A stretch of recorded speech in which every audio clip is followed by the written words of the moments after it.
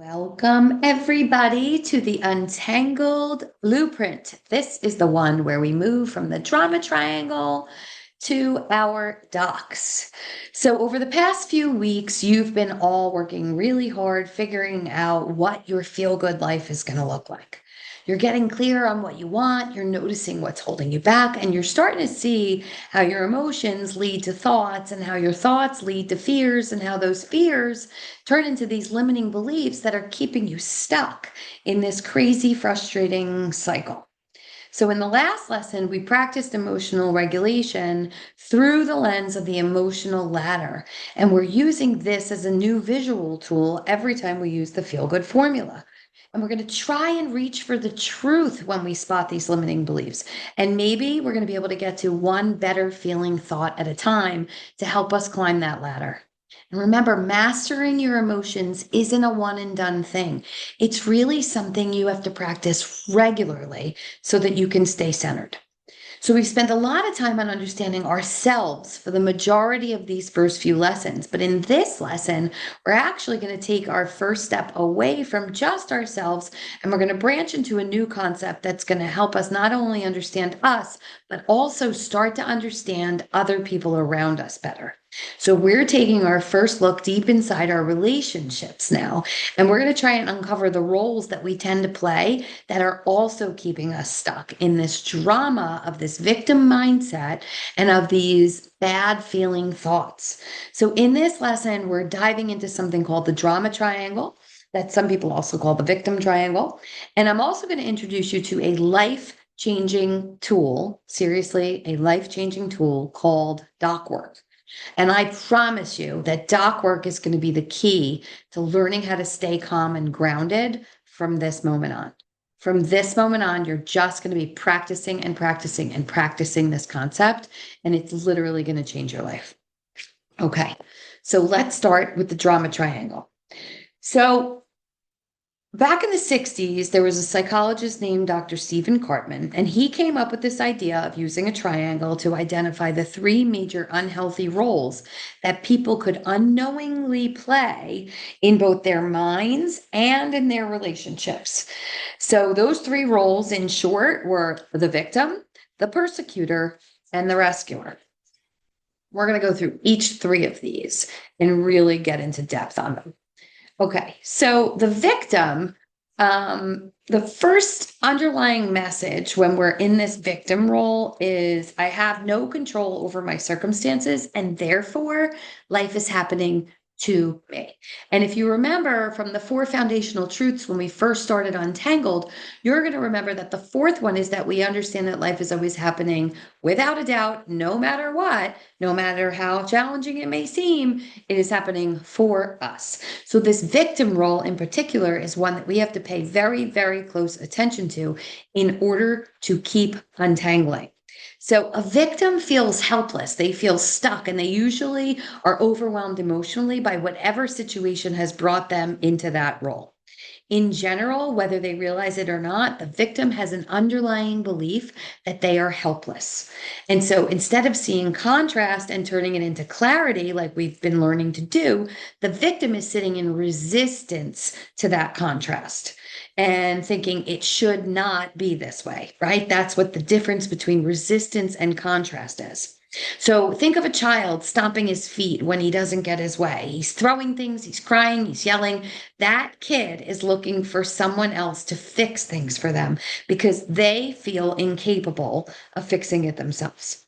As adults, victims show up in a different way. They're complaining a lot. They're not seeing obvious solutions that a lot of us can see. They're resistant to other solutions that people give with negativity about every single one of them. And they're really very good at pulling other people into their problems and just ruminating in them. So If this is you, it looks like constantly saying things like, I can't catch a break. This always happens to me. Or why even try? Nothing ever works out for me. And you're feeling completely overwhelmed and you're shutting down when unexpected problems pop up. Like, let's say there's a flat tire or a last minute cancellation at work. You just go into this victim mode because you can't handle it and it feels overwhelming. This person, a victim, is complaining repeatedly about their job, about their partner, about their health, but they're not taking any steps to address these issues or to explore any kind of realistic solutions. If it's you, you're used to rejecting helpful suggestions that friends and families might give because you've already tried that or you know that it won't work for you. And a lot of the times, if you're sitting in this victim role, you're feeling drained and powerless or just stuck in a cycle of blaming your situation or blaming everything outside of you for the control, like your boss, your partner, your finances, your kids. It's everybody else's fault or something they're doing or not doing that is the reason why you are in this space. If this is someone you love, it's going to show up a little bit differently. You're going to see a friend who consistently is venting about a toxic job, but never actually applies for any other one or makes any kind of effort to improve the situation. If this is your spouse or your partner, it's going to be someone who's constantly saying, you don't understand what I'm going through, and playing like that martyr role while dismissing every suggestion that you offer or constantly feeling like no one cares about how they feel, even though you might have thoughtfully considered how they felt before you even proposed any of the ideas. They just sit in that place. So it could show up as a friend or a family member who asks for advice about finances, but then ignores it completely and then complains that they're still in debt, right? The victim mindset is draining to the people around them. The next role I want to talk to you about is the persecutor. So, the persecutor, when someone is in this role, they're also in a victim mindset, but they aren't showing up as helpless. Instead, they seeing themselves as this powerful person that has all the answers as to why everything isn't working out. And usually, that person or that reason is not them, right? So a persecutor is really good at blaming and criticizing and controlling or dominating other people. Believe it or not, persecutors can come off strong, but really they are worried, and it's their own insecurities about the situation or the challenge that is keeping them feeling unsafe, right? So their main goal is to find who else could be at fault in order to feel safe or prove their value or prove their worth. So people that show up in the persecutor role are usually aggressive and they're critical. They show up as controlling to other people, but really they're actually causing more drama and conflict when they show up that way. So, as a kid, this is going to show up in verbally teasing people or bullying people or bossing other kids around so that you feel stronger or more important. Physically grabbing toys or pushing other kids out of the way or lashing out aggressively when you get frustrated.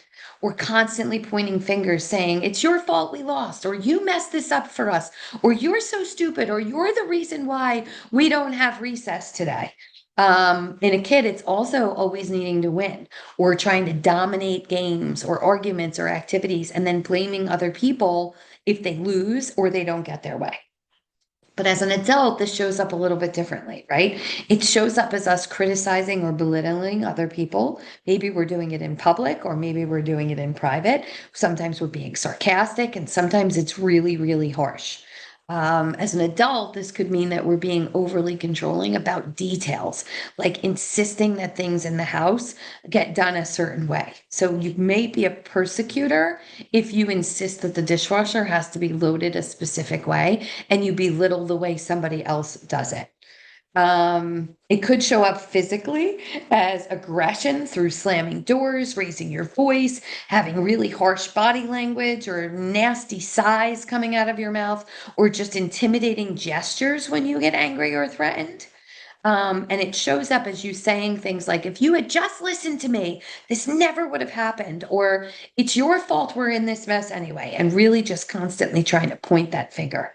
So, some examples of how you might show up if you have persecutor tendencies is, let's say you have some kids, you're the one that's constantly yelling or blaming them when you're stressed out. Maybe you're saying things like, "How many times do I have to tell you?"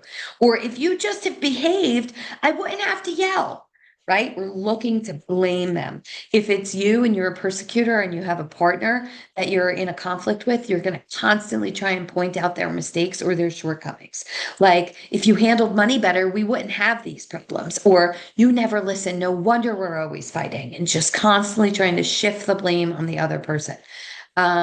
Examples of how other people play this role could show up towards you is, let's say you have a partner who's constantly criticizing your parenting or your spending habits or your personal choices, or they're making statements like, "This is exactly why we're always struggling," or, "You never get things right. Move out of the way. I'll do it." It could be a boss who's publicly embarrassing you or singling you out for mistakes instead of addressing issues constructively or privately. It could be a family member who's always blaming you for family drama or making comments like, "Everything was fine until you got involved," or "until you walked in," right? Or a friend who controls or manipulates you by guilt tripping you or shaming you or criticizing your choices or claiming that they're just trying to help you when really they're trying to knock you down. The third role that I want to go over today is the rescuer. And so many of the women I coach find themselves in this rescuer role. They're always jumping in to help people, even when no one asks them. And sometimes they're ignoring their own needs in exchange for feeling useful or feeling needed. So, a rescuer can show up as helpful and overly involved in someone else's challenges, but they're usually sacrificing their own boundaries, if they even have boundaries, or they're constantly exhausted because they don't have boundaries and they have no idea how to put them in place without feeling guilty about them. A rescuer doesn't want to have boundaries because they're going to feel like you need them, even if you really don't. A rescuer's self worth is tied to their ability to prove themselves and be wanted or needed by other people. So, as a kid, a lot of us could have found ourselves in this role if our home life was chaotic or emotionally unstable or unpredictable, or we were constantly left feeling responsible for making other people happy, or calming things down in the environment. In a house full of conflict between parents or kids or siblings, it might have caused a rescuer to emerge so that they can mediate or try and fix the family arguments or restore the peace. Emotionally distant or neglectful parents could push kids to take on roles like caretaking for younger siblings, or comforting other parents, or handling adult responsibilities way before a time that you could handle adult responsibilities. And as an adult, we've kind of morphed into this role because we have this deeply embedded belief that our value and our worth come from helping or fixing or saving other people. We also could go into this role because we have this huge fear of abandonment or a fear of rejection. And we think that people will only stay or love us if we're constantly useful to them. We think that if we make ourselves indispensable, then no one will ever leave. We might have grown into adults that have these learned patterns over time of people pleasing, and we are always sacrificing our needs and our comfort and our boundaries just so that we can keep what we think is peace in our lives at all costs. But really, it's costing us our peace. Unconsciously, we repeat these patterns that were learned early on in life, and we continue to play this caretaker or helper role because it's familiar, even if it's exhausting or unhealthy to us. So, some examples to help you think about whether you show up as a rescuer: if you regularly take on extra responsibilities at home or at work without being asked because you feel uncomfortable saying no, or you think someone needs it, or you don't know how to set a limit to your time or your energy, or you're consistently stepping in to fix your kids' problems, like doing their school projects for them, or fixing their friendships, or resolving their conflicts instead of giving them the space and the language to help them handle things on their own. Maybe you're frequently feeling exhausted or overwhelmed because you're always the first one to offer to help, um, even when your own plate is already full. You might feel guilty or selfish when you consider your own needs first. Maybe you hear that by when you say things like, "I can't let them down," or "They really need me right now." And some examples to help you think about how rescuers might be showing up to save you in your relationships are maybe there's a parent or a family member who constantly steps in to handle your responsibilities without you even asking. And they're thinking they're doing you a favor, but you really would rather the space to be able to figure out by yourself. Or you have a friend who immediately jumps in with solutions or advice or help every time you share anything that you're struggling with, even if you're just looking to vent. Or a partner or a spouse who repeatedly takes over all the decision making responsibilities in the house and says that they're saving you from tasks that they think you can't handle, even if you're perfectly capable of handling them. Or a coworker or a manager who tries to shield you from feedback or tough conversations, assuming you might be too fragile or overwhelmed to handle them, ultimately keeping you from growing and learning from challenges. So, do any of these sound like you or sound like someone you love? Are you wondering how could it be that more than one of these sounds like me? Because that's what a lot of people end up thinking, right? Like I work with a lot of women and they'll look at this and they'll hear this and they'll be like, well, I thought I was a victim, but I think I might be a rescuer. Or I thought I was a persecutor, but I also sound like a rescuer. Or I thought I was a rescuer, but sounds like maybe I might be a victim. Well, the truth is that our roles can shift. We don't usually stay in just one role of the triangle. We actually bounce around from corner to corner, depending on what the trigger is, who the trigger is, and how it really affects us. So, the most common pairings for these roles, if you find yourself in one or two, you'll usually see it coming in these pairs. So, a victim that goes from just being overwhelmed or frustrated can get angry and easily turn into the persecutor, try to release some of the blame to someone else. And a rescuer that feels unappreciated can easily slip into the helplessness of a victim. And a persecutor that feels guilty about what they said or did when they were blaming or shaming someone can quickly flip into a rescuer and try to fix things once the heat of the moment is over. So just sit with this for a minute and ask yourself, where do I stand in this triangle during challenging times or conflicts? Which one of these is where I tend to go? And who do I tend to go there when I'm with? And is there a second role that we're usually oscillating between? Oh, I don't know why that screen's not here. Well, why do we stay stuck in the drama triangle? Well, there's actually three reasons. And if my screen was working, you would see them up there. So, the three reasons that we stay stuck in this drama triangle are first, that it's safe, it's familiar, it's our comfort zone, even if it's unhealthy. We're used to being there. The second reason is we do more to avoid pain than to seek pleasure. And I'll say this over and over again in a lot of these lessons. If we don't see it as too painful to stay where we're at, we're not leaving, especially if on the other side of it is uncertainty on how other people are going to react to us. And the third reason is we're just trapped in the negative emotion spiral below the line. And we can't think straight enough to get out of it.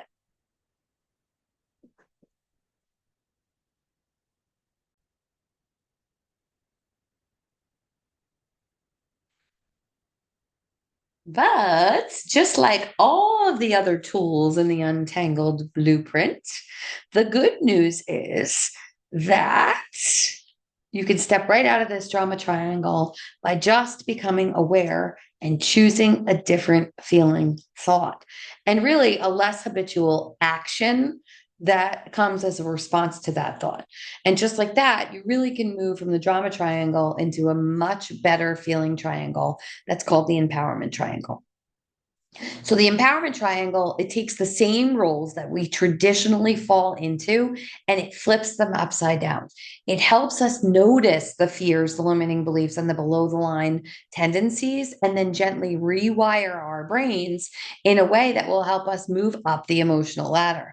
And the truth is that the empowerment triangle highlights our natural born strengths. You see, when we're in the victim triangle, we do the opposite of our strengths, not because we want to, but because we can't access our strengths when our nervous system has been hijacked by fear and limiting beliefs.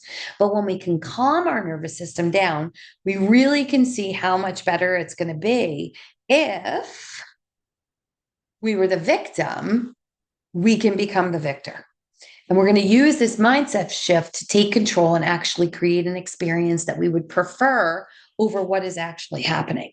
So instead of getting stuck in that contrast, in the resistance to that contrast, now we're going to get clarity and we're going to be able to say, I know what I don't want. And so now I know what I do want. And we can go from seeing life as happening to us as life is happening for us. And this opportunity to be able to see the contrast is the opportunity for us to create what it is we really would rather have instead.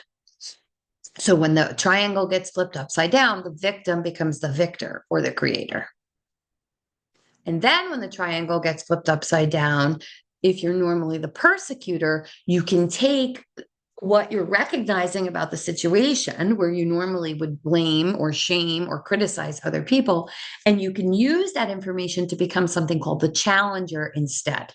So a challenger is going to hold other people accountable for their actions, but they're going to do it in a much more positive, encouraging, and purposeful way. So doing this is going to help us shift from blaming and shaming to intentionally helping someone work on a solution. It's really an amazing place to be in. So we're using the truth with kindness, right? Like, I see this that you do, and I care enough to tell you about it, but we're not doing it in a shameful way. We're doing it in an encouraging way. Like, remember the time that you were able to take the situation and turn it around?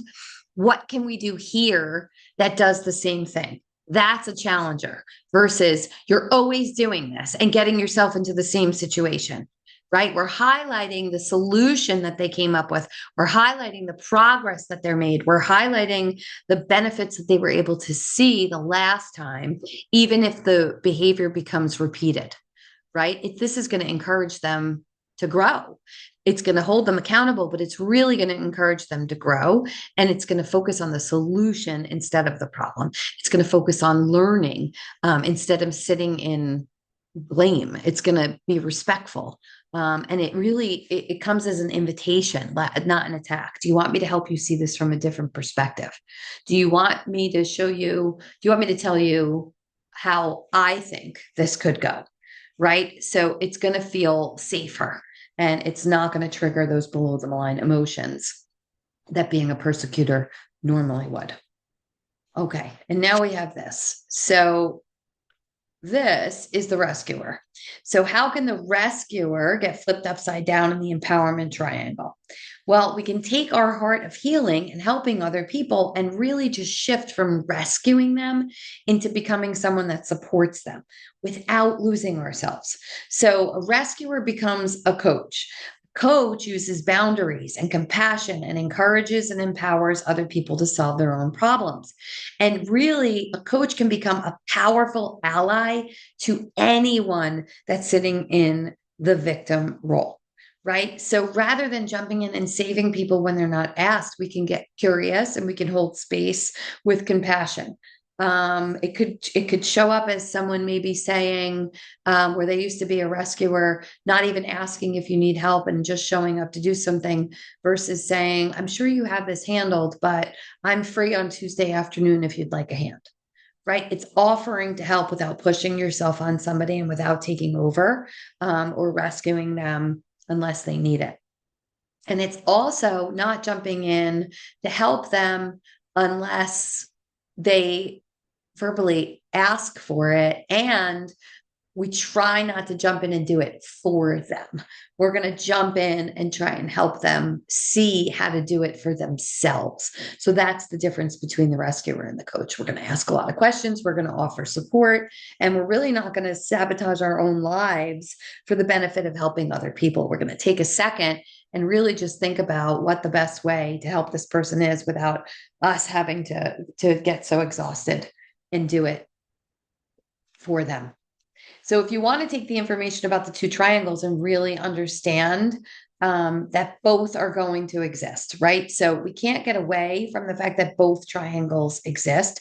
We really have decades of patterns that can easily bring us back into the drama triangle. And the hardest part is just noticing when we're there and then just deciding to make the shift into the empowerment triangle, because we know it's going to feel so much better once we do, and it's going to lead to a much better result for everybody involved.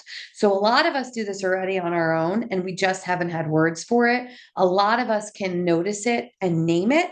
And we're untangling through it and we're loosening its grip on us, and it's becoming a more natural progress without us having to necessarily think like, I'm going to shift from being a rescuer to a coach. I'm going to shift from being a persecutor to being a challenger. And I'm going to shift from being a victim to a victor. But this really is about getting back in the driver's seat and proactively looking for opportunities to show up as our best selves versus sitting in reaction to see how others are acting around us and how we have to respond to that. Okay, so in order to drive this whole concept home, I want to give you a working visual that you can always return to when you're trying to flip this triangle around. So this next concept I want to cover in this lesson is something I call doc work. And for the rest of our time together in Untangled, it's going to be your anchor to emotional regulation and safety, which is what we're all looking for and why most of us are in Untangled in the first place. So, wherever you are, I want you to just close your eyes, and I'm going to just walk you through something. And I want you to just take a minute to picture your life as one really big, beautiful lake.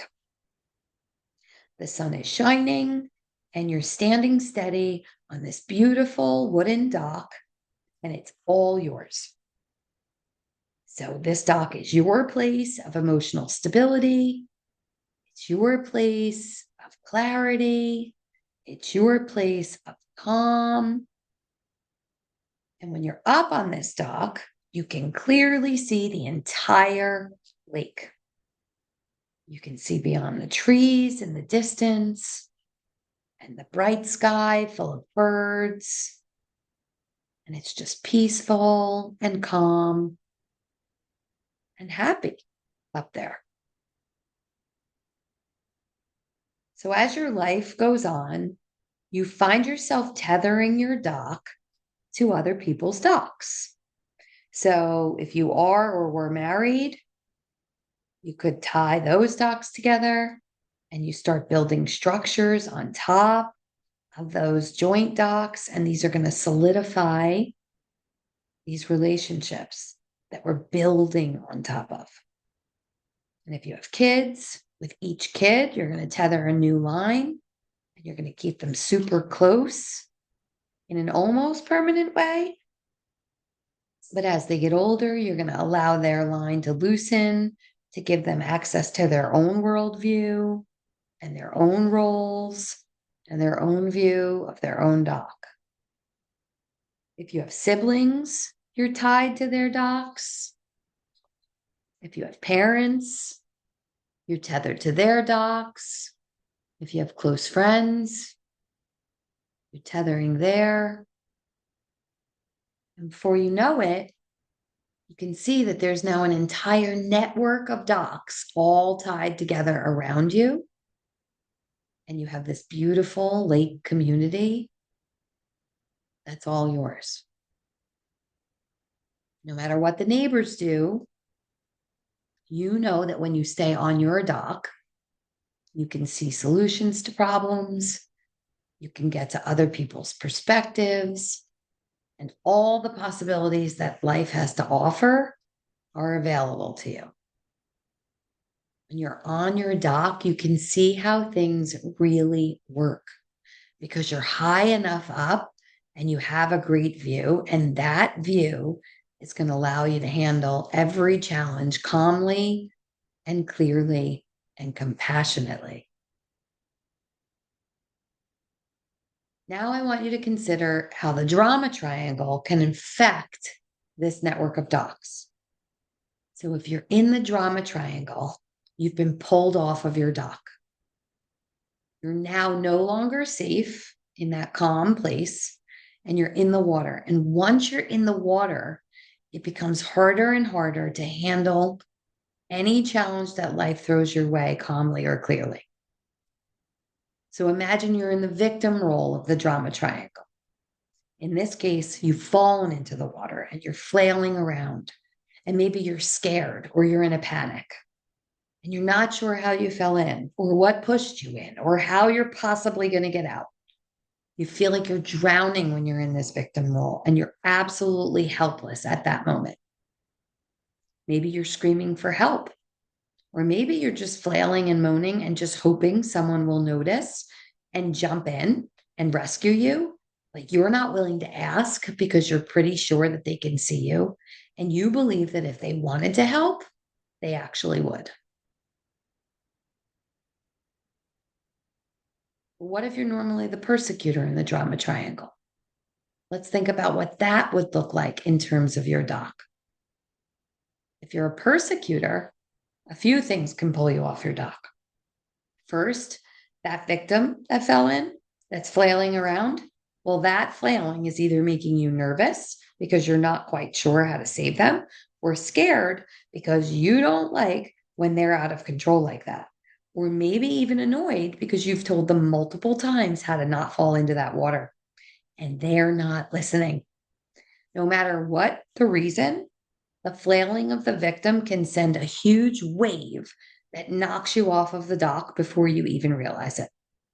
And now you find yourself in the water and you're blaming that other person for you falling in, which only causes more chaos. If you've helped that victim before, you might be so frustrated and angry and resentful that you maybe even choose to jump in the water and yell and scream at that person for not knowing any better or for not listening to your advice before. And if that's the case, the victim can fall even deeper into their panic, and you could end up stirring up much more chaos and many more waves. And then the victim's going to feel like drowning underwater, and you're going to go under with them. What about if you're a rescuer? Well, the rescuer sees either just the victim in the water or now can see the victim and the persecutor in the water. And she stops whatever she's doing on her dock and completely abandons it in order to dive in headfirst to save everyone and do everything in her power to calm the waters down. If you're the rescuer, think about how you're exhausting yourself in the water trying to figure out how to get everyone out of the water and back to safety. And think about what happens by the time you get back to your own dock. You have your own chaos going on that dock, and now you have to contend with it because you left your dock so quickly and you caused some waves around the other docks that are tethered to you that now have to be contended with. Or sometimes, if you're the rescuer, you think someone's drowning, but really they're just swimming or floating or trying to work out getting back to their dock alone. And you decide to jump in the water to guide them to doing it better or quicker or easier, even though they didn't ask. In either case, the rescuer usually chooses to jump in to save other people. And then they find themselves exhausted emotionally, physically, and mentally, trying to help themselves and the other people find a way out. Can you see how this image of the docks and all of these scenarios playing out in your mind can illustrate the victim triangle? Can you see how the chaos that happens when someone else is in the water can cause chaos to us? Think about a time in your life when you can remember witnessing that kind of chaos. Were you ever at a lake or at a beach and heard a lifeguard blowing the whistle, letting everyone know that someone was in danger? Think about all of the people that then crowded around. What were their emotions? They were nervous and worried and watching and waiting and anticipating. And then some people jumped in to help. Some people stayed back and you could hear them criticizing the person that was in the duress for what they could have done or should have done differently to not get themselves in that position. And imagine the chaos and the confusion for the people in the water. The victim flailing around, clinging for anything that could help them stay above water, making even more waves than there were to begin with the flailing. And all of those waves affecting all of the other people on all of the other docks around them. Those waves that other people make can get big and knock other people in. And each of those people might have a set role that they play in the drama triangle too, which would only continue making things worse. It's a cycle. Imagine what it would look like if you and your spouse were the ones in that water. What if one of you was the victim and the other one was the persecutor or the rescuer? And your kids were on their own docks watching it play out. How would they feel watching you and your spouse flailing in the water? Would they cry? Would they scream? Would they yell? Would they jump in to try and save you both? What role would they take while watching this happen? What about if your spouse was in the water? What role would you play in helping them get out? Or if you were in the water, what role would your spouse play? I want you to imagine what roles you would want them to play. Are they different than how they would normally show up? Think about how you want people to react to you if you're in the water. Your best friend, your sister, your mom. Can you see how using this metaphor and picturing a network of docks that are all tethered together can really help you understand what's actually going on around you? Can you see how that knowledge can help you stay grounded safely on your own dock so that you can keep that bird's eye view and be able to help people from a place of safety instead of panic? Can you see how just choosing to shift into another role from the empowerment triangle could change everything?